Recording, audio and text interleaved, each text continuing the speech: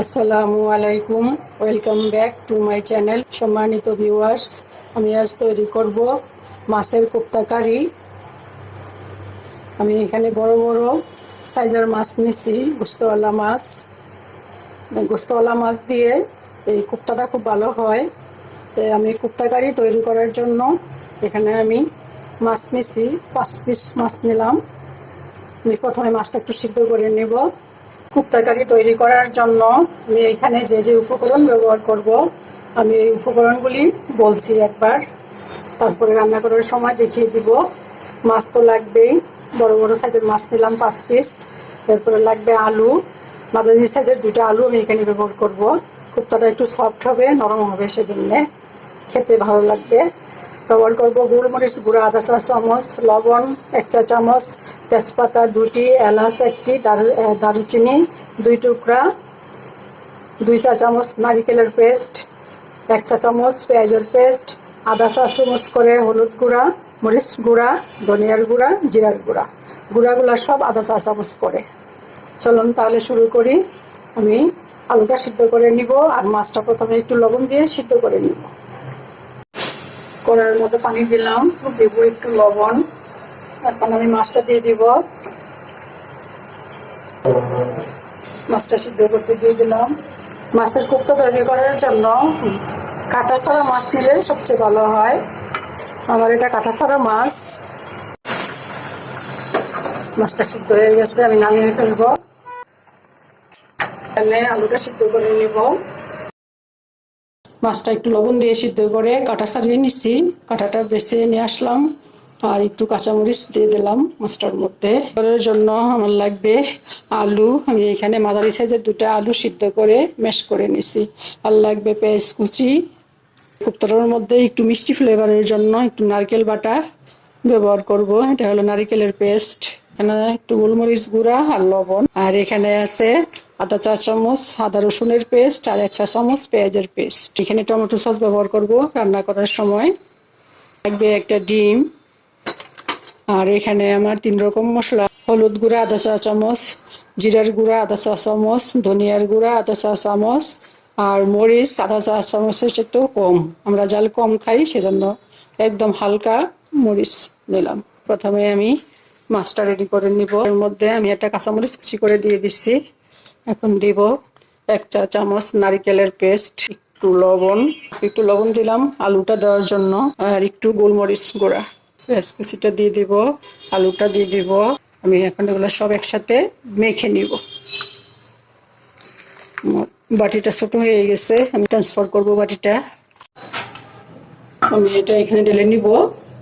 ছোট বাটিটা আমি মাখাতে পারছি না, সেজন্য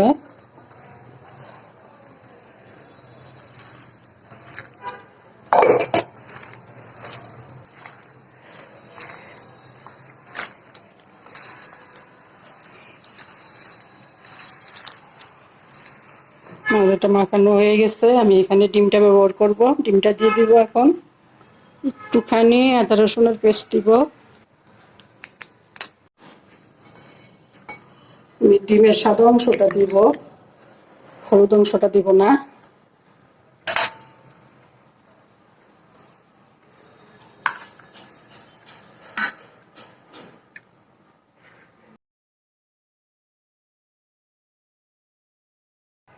মাখানো হয়ে গেল। এখন কোপ্তাগুলো বানিয়ে নিব। হাত ধুয়ে আমি হাতে একটু তেল মেখে নিয়ে আসছি।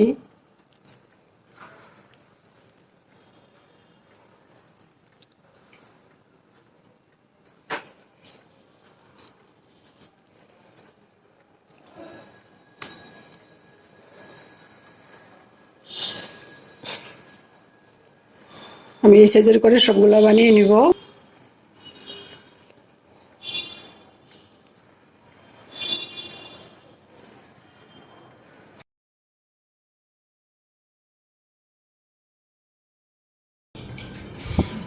দেখুন, এই যে আমি কোপ্তাগুলা সব বানিয়ে নিলাম। এখন আমি কিচেনে যাব, কোপ্তাগুলা ভেজে নিব প্রথমে। চলুন আমরা কিচেনে যাই। আমি আগে কড়াইয়ের মধ্যে তেলটা আমি গরম করে রাখছিলাম। আমি এখন এগুলো ভেজে নিব। কোপ্তাগুলো দিয়ে দিব।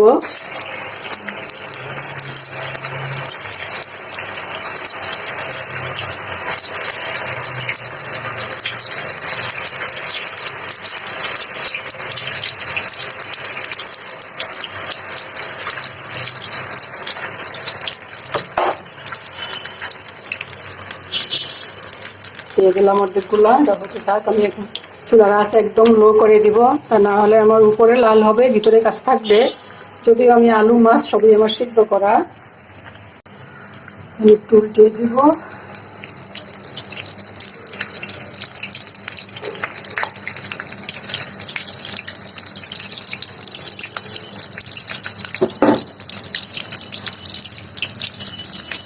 আমার কুর্তাগুলো হয়ে গেছে, আমি এখন নামিয়ে ফেলবো।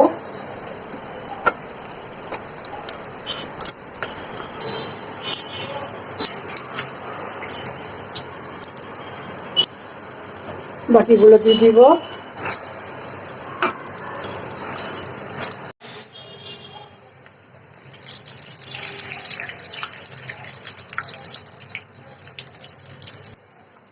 মরিচগুলো হয়ে গেছে, এখন নামিয়ে নিব।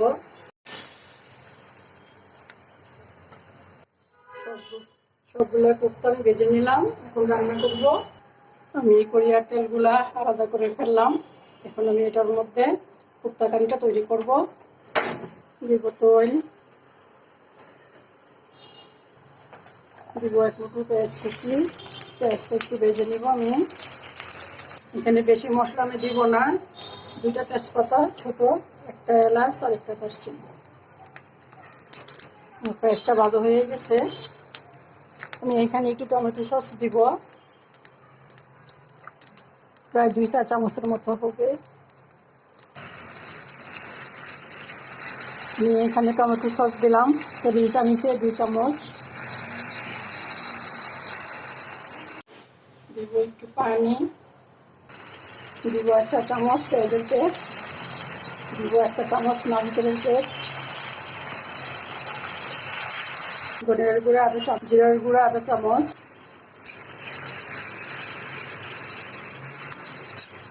সামান্য একটু আদা রসুনের পেস্ট,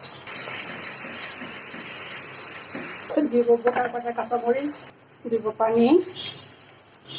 পানিটা বলক আসলে কুপ্তাটা দিয়ে দিব, এখানে দিব লবণ।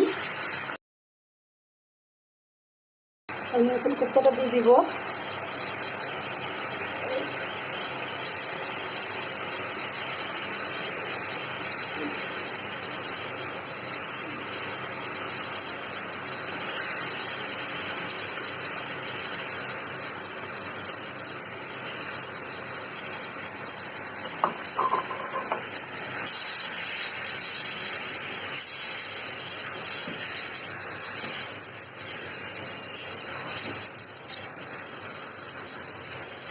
জল দিব।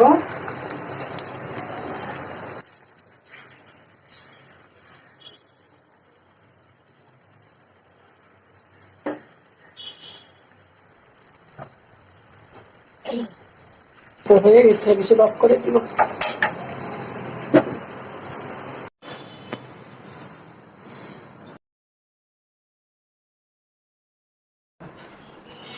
দেখুন ভিউয়ার্স, যে আমি রান্না করে নিয়ে আসলাম মাছের কোপ্তা কারি। আমার কাছে কিছু তাজা লেবু পাতা ছিল, লেবু পাতাটা আমি ধুয়ে সুন্দর মতো তারপর একটু সাজালাম। আমার আজকের ভিডিওটি যদি আপনাদের ভালো লাগে তাহলে প্লিজ একটা লাইক দিবেন, কমেন্ট করবেন, আপনাদের ফ্রেন্ডস অ্যান্ড ফ্যামিলির সাথে শেয়ার করবেন। আর যদি চান তাহলে আমার চ্যানেলটাকে সাবস্ক্রাইব করে রাখতে পারেন। আজ তাহলে এই পর্যন্তই। আল্লাহ পাক আমাদের সবাইকে সুস্থ রাখুন, ভালো রাখুন। আমিন। আল্লাহ হাফেজ।